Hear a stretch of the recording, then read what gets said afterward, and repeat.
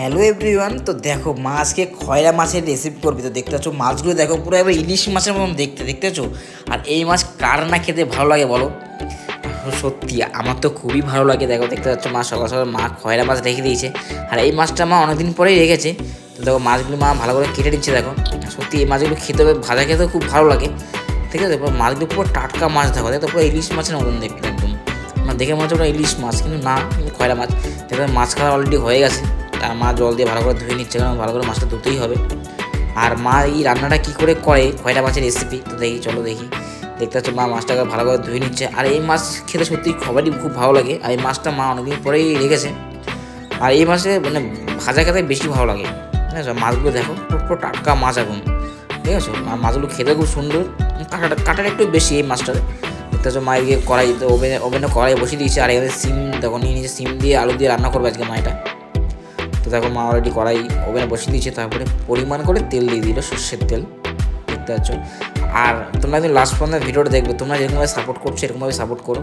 দেখতে পাচ্ছ মা এদিকে অলরেডি সিম নিয়ে বসে পড়েছে কাটার জন্য। সিম অলরেডি কাটছে সবজিটা। আজকে মা সিম আর আলু দিয়ে এই রেসিপিটা রান্না করবে খয়রা মাছ। আর খয়রা মাছ সত্যি খুবই ভালো লাগে আমার তো খুবই ভালো লাগে। আমি জানি আর কার কার এই মাছ খেতে ভালো লাগে অবশ্যই তোমরা একটু কমেন্ট করে জানিও। দেখতে পাচ্ছ মা এদিকে সিম কাটা হয়ে গেছে। আর এইখানে দেখো মা আলু কাটছে, দেখো, আর আলু করে লম্বা লম্বা করে কাটছে। আর তোমরা যা এই মাছ রান্না করো বা করেছো তা জানো কী করে রান্না করতে হয়। তো দেখো মা খয়রা মাছের দেখো কী করে রেসিপিটা রান্না করে, সেটা মানে ভিডিওটা পুরো দেখবেন, দেখলেই তাহলে বুঝতে পারবে মা কী করে রান্না করছে। দেখতে পাচ্ছ এখানে দেখো মাছগুলো ভেজে নিচ্ছে। দেখো গোটা গোটা দেখো, এই গোটা গোটা মাছগুলো একটু ভাজা খেতে হবে। আর ভাজা খুবই ভালো লাগে এই মাছগুলো খেতে। দেখতে পাচ্ছি দেখো খয়রা মাছগুলো ভালো লাগে ভেজে নিচ্ছে, কারণ মাছ আগে ভেজে নিতেই হবে, যে কোনো মাছ আগে হালকা করে ভেজে নিতে হয়। তো দেখতে পাচ্ছি মা মাছগুলো ভেজে নিচ্ছে। আমি একটু ভিডিও করছিলাম, তো অনেক দিন পরেই এই ভিডিওটা শ্যুট করেছি। মাঝখানে একটু প্রবলেমের কারণে একটু ভিডিও শ্যুট করতে পারিনি, তাই অনেকদিন পরে অলরেডি মাছ ভাজা হয়ে গেছে। দেখতে পাচ্ছ দেখো খয়রা মাছগুলো কী সুন্দর লাগছে। দেখো মাছগুলো মানে ইলিশ মাছের মতন দেখতে, মানে অনেকে বলে খয়রা ইলিশ বা অনেকে খয়রা মাছ বলে, পুরো ইলিশ মাছের মতন দেখতে মাছগুলো। আর খেতে খুব টেস্ট, কিন্তু এই মাছগুলো খেতে খুবই টেস্ট আর খুবই সুন্দর। তো দেখতে পাচ্ছ খয়রা মাছ অলরেডি ভাজা হয়ে গেছে। তো দেখি তারপরে মা কী করছে দেখি। আর এখানে কড়াই দেখো অনেকটাই এগুলো গরম হয়ে গেছে।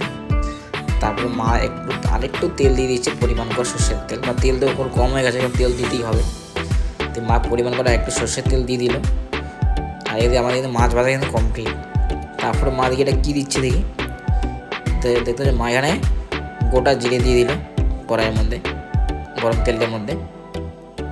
তারপরে দেখো এখানে সিম আলু যে কেটেছিল, তো সেই সিম আলুটা ভালোভাবে মা ধুয়ে নিচ্ছে। দেখো ধোয়ার পরে কড়াইতে দিয়ে দেবে।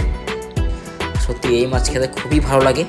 মানে খয়রা ইলিশ, অনেকে বলে খয়রা ইলিশ বলে বা অনেকে খয়রা মাছ বলে, কিন্তু আমার তো খুবই ভালো লাগে এই মাছ খেতে। আর খুবই টেস্ট, মানে ভাজাটা বেশি ভালো লাগে। দেখতে পাচ্ছ মাছ সিম আর আলুটা কড়াইতে অলরেডি দিয়ে দিয়েছে। আর তোমরা কিন্তু এরকমভাবে যারা রান্না করতে পারো না বা এরকম এই ভিডিওটা দেখে কিন্তু এরকমভাবে রান্না করবে খয়রা মাছের রেসিপি। দেখতে পাচ্ছ মা সিম আর আলুটা দিয়ে দিয়েছে। অনেকে বেগুন দেয়, মা বেগুন দেয়নি, মা বেগুনের জায়গায় সিম দিয়েছে, সিম আলু দিয়ে করছে এটা। তারপরে দেখছো মা পরিমাণ করে এখানে হলুদ দিয়ে দিয়েছে। দেখো দেখতে পাচ্ছ পরিমাণ করে হলুদ দিয়ে দিয়েছে। হলুদ দেওয়ার পরে মা ভালো করে এটা নাড়িয়ে নিচ্ছে এটা। আর রান্নাটা খুবই ভালো, খয়রা মাছটা খুবই ভালো লাগে খেতে। তাই মা পরিমাণ করে হলুদ দিয়ে দিল। হলুদ দেওয়ার পরে এখানে মশলা, এই মশলাটা আগে থেকে পেস্ট করা ছিল, তাই মশলাটা এতে মা পরিমাণ করে মশলাটা দিয়ে দিল। তো দেওয়ার পরে এই মা কী করছে দেখি। তো মা মশলাটা দেওয়ার পর ভালো করে নাড়িয়ে নিচ্ছে। হ্যাঁ, মাখো মাখো হয়ে যায় আলুর সাথে সিমের সাথে। মশলাটা অলরেডি দিয়ে দিয়েছে। আর এই রান্নাটা যারা পারো না তারা কিন্তু এই ভিডিওটা দেখে কিন্তু রান্না করতে পারবে।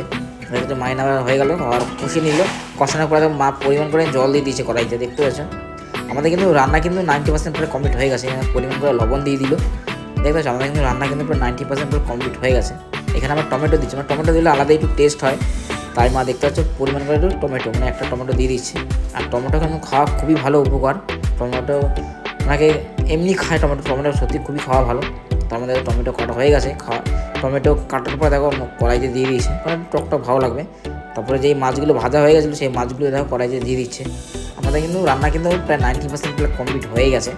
দেখতে পাচ্ছি মা যে মাছ ভেজেছিল সেই মাছগুলো দেখো কড়াইতে দিয়ে দিয়েছে অলরেডি। দেখো আর তোমরা কিন্তু এই ভিডিওটা দেখে কিন্তু তোমরা কিন্তু রান্না করতে পারবে, যারা যারা রান্না করতে পারো না। ঠিক আছে, তো দেখতে পাচ্ছ এইভাবে রান্না করবে খয়রা মাছের রেসিপি। দেখতে পাচ্ছ আমাদের রান্না কিন্তু প্রায় কমপ্লিট হয়েই গেছে প্রায়। দেখতে পাচ্ছ মাছগুলো দিয়ে দিচ্ছি। তারপরে দেখো মা খুন্তিতে ভালো করে দিয়ে দিচ্ছে, জলের মধ্যে। তারপরে দেখো থালটা দিয়ে ঢেকে দিল। আমার কিন্তু রান্নাটা কমপ্লিট হয়ে গেছে কিন্তু। তারপরে এখানে মা ধনেপাতা দিলে আলাদা একটা টেস্ট হয়, তাই ধনেপাতাগুলো দেখো ভালো করে কেটে নিচ্ছে। কারণ ধনেপাতা দিলে আলাদা একটা টেস্ট, মানে সুন্দর অন্যরকমই, মানে সুন্দর একটা গন্ধই আলাদা একটা ধনেপাতা দিলে। তাই অনেকেই ধনেপাতা দেয়, বাকি গরম মশলা নানান রকম মশলা দেয়, আর ধনেপাতাটা বেস্ট। তারপরে পরিমাণ করে ধনেপাতাটা কুচিয়ে দিয়ে দিয়েছে। আর সত্যি এই রান্নাটা আমাদের দেখে তো খুব ভালো লাগছে, আর রান্না খুবই সুন্দর হবে, দেখতে পাচ্ছ। অলরেডি আমার রান্না পুরো কমপ্লিট হয়ে গেছে খয়রা মাছের রেসিপি।